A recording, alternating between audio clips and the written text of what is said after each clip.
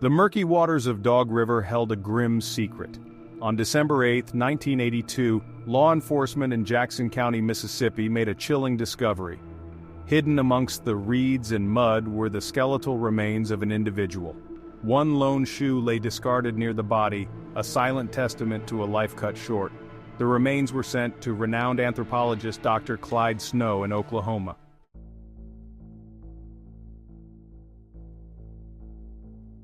In the shadow of another case, labeled the Baby Jane case, the investigation into the identity of the skeletal remains found in Dog River stalled.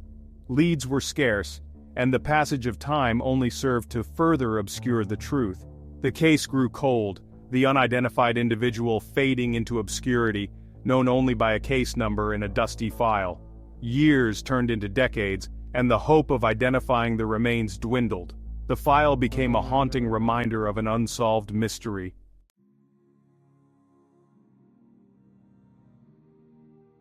In 2010, a glimmer of hope emerged from an unexpected source. A new national database, Name Us, was established to help solve cases of missing and unidentified persons. Name Us provided a centralized repository for information and DNA profiles, connecting investigators across jurisdictions. With renewed determination, investigators revisited the case of the unidentified remains found in Dog River. Advances in forensic technology offered a glimmer of hope that had long been absent from the investigation.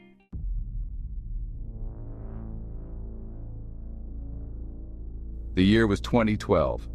I, Detective Darren Versiga, was knee-deep in another case, the unsolved murder of Janie Sanders.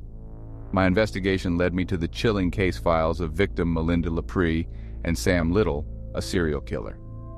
Dr. Clyde Snow's name surfaced. His expertise sought for both Melinda Lepre's case and the unidentified remains from Dog River. I contacted his Oklahoma lab, hoping for a sliver of insight.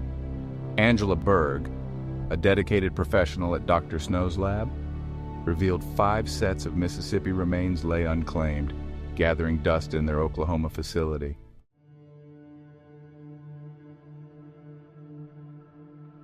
The weight of those forgotten lives settled heavily on me. Armed with newfound purpose, I delved into the limited information Angela provided. The individual from Dog River remained shrouded in anonymity. The only identifiers were skeletal remains, a few scraps of clothing, a solitary shoe. DNA was carefully extracted from the fragile bones, hoping for a match.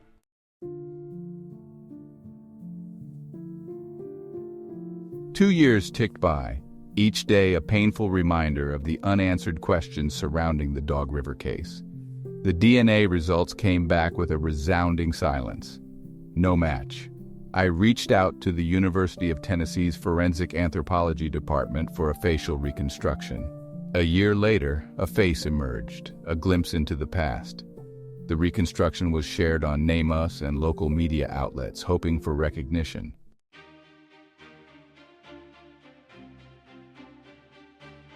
Around 2014, a flicker of hope emerged. Katiana Falsetti, a skilled forensic artist, lent her talents to Gary's case. The result was a striking facial reconstruction, breathing life into the skeletal features. We plastered Gary's image everywhere, hoping for answers. Despite our efforts, Gary's case remained cold.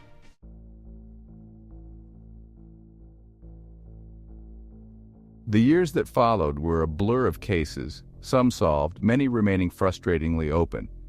The cold case unit started to disband. I was promoted to lieutenant, a bittersweet victory. Technological advancements in DNA analysis, specifically forensic genetic genealogy, were revolutionizing the field. This technique held the promise of unlocking secrets hidden within DNA.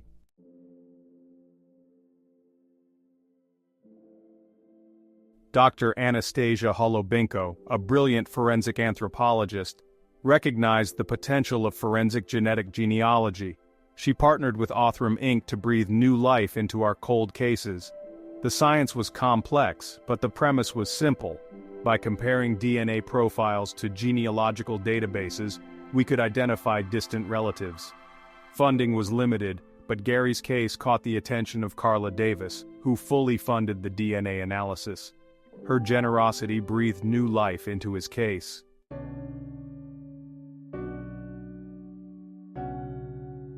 With funding secured, Othram Inc. got to work.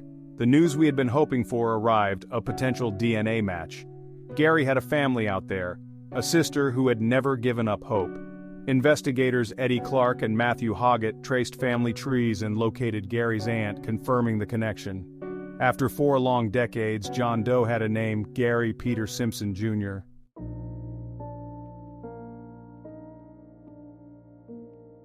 Tanya and I spoke for hours, sharing stories and memories.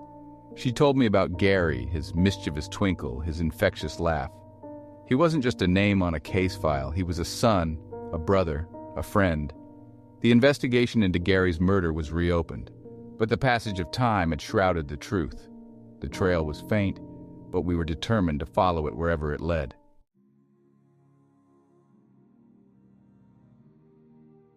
News of Gary's identification spread quickly, touching the lives of those who had never met him.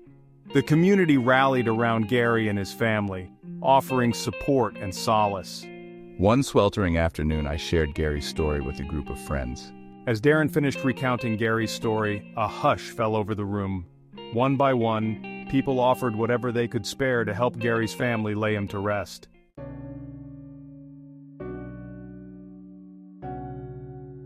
The outpouring of support was overwhelming, a testament to the inherent goodness that resides within people.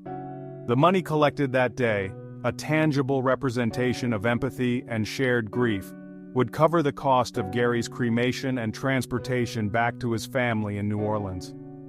It was a small act of kindness, but it meant the world to Tanya and her family, a ray of light piercing the darkness of their loss. Jesse Phillips, a local businessman with a heart of gold, offered to pay the remainder of the fees, his compassion extending beyond the walls of the Hilton. He understood the importance of honoring the dead with dignity and respect, regardless of their circumstances in life. With arrangements made, Darren picked up Gary's remains from the funeral home. The urn, simple yet elegant, felt surprisingly heavy in his hands, a tangible reminder of the precious life it contained. He brought Gary home with him that night, placing the urn on the mantel in his living room, a place of honor in their home. It felt right somehow to have him close, to share their space with him as he prepared to bring him home to his family.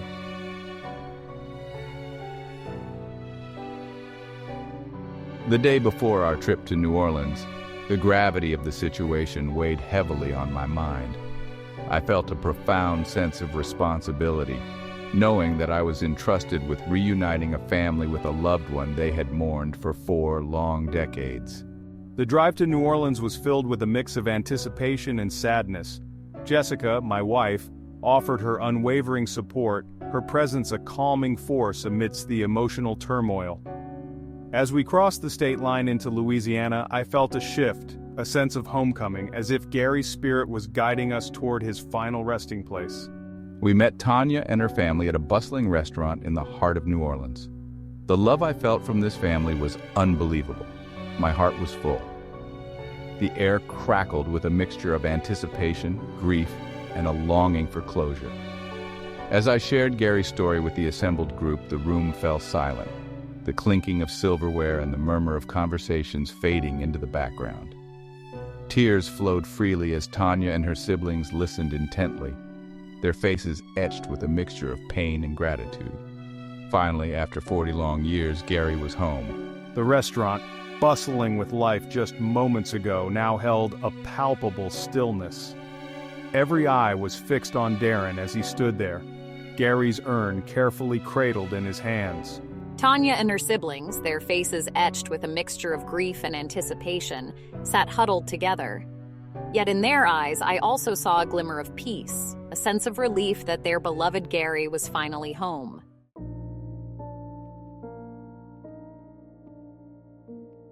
I recounted the details of Gary's case, sharing the painstaking process of identification, the dead ends and breakthroughs, the moments of despair and the glimmers of hope that had sustained us along the way.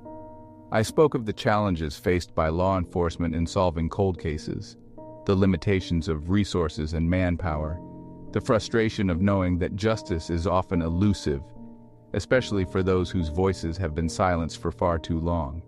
But Darren also spoke of the remarkable resilience of the human spirit, the unwavering dedication of investigators who refuse to let cases go cold, and the power of community in bringing closure to those who have been lost and forgotten.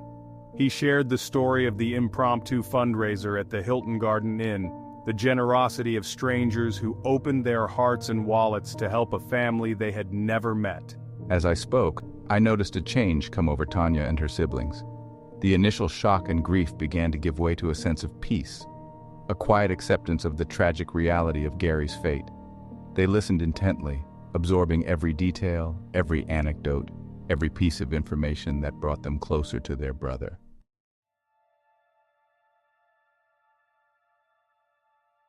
Despite the passage of time, the investigation into Gary's murder remained open.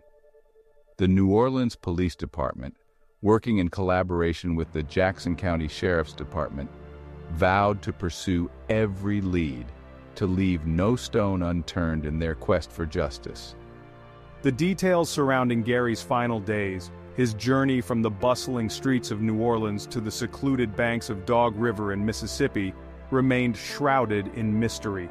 The possibility that Gary's death was the result of foul play, that he had been the victim of a senseless act of violence, weighed heavily on everyone present. The knowledge that someone out there might hold the answers to the questions that had haunted Gary's family for decades fueled a collective desire for justice, a burning need to hold accountable those responsible for his untimely demise. The pursuit of justice, however, is rarely straightforward, especially in cold cases where time has eroded evidence and blurred memories. Witnesses may have moved on, their recollections faded by the passage of years. Physical evidence, crucial to building a case, may have been lost or compromised over time, yet, despite the challenges, the dedication of law enforcement remained unwavering. The air in New Orleans crackled with a mix of sorrow and celebration. Life and death danced a delicate waltz through the vibrant streets.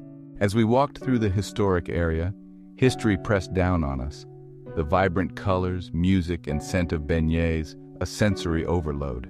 Gary would be laid to rest at a historic cemetery, where generations rested beneath moss-draped oaks. As we gathered around the family, peace settled over me.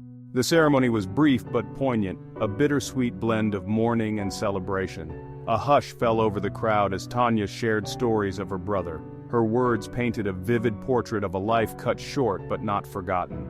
She spoke of his mischievous smile, his infectious laugh, his kind heart. Standing there, surrounded by Gary's family and friends, I felt a profound sense of closure.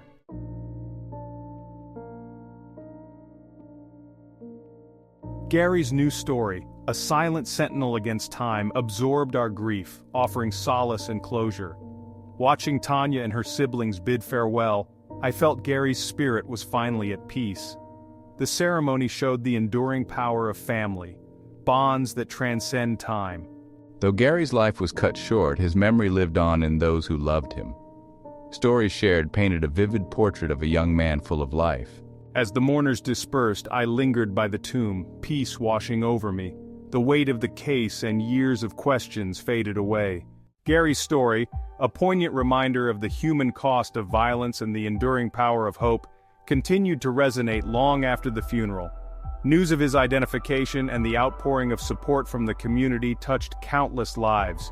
The strangers who had donated money to help lay Gary to rest, the detectives who had worked tirelessly to identify him, the forensic scientists who had unlocked the secrets held within his DNA, they had all played a part in righting a wrong.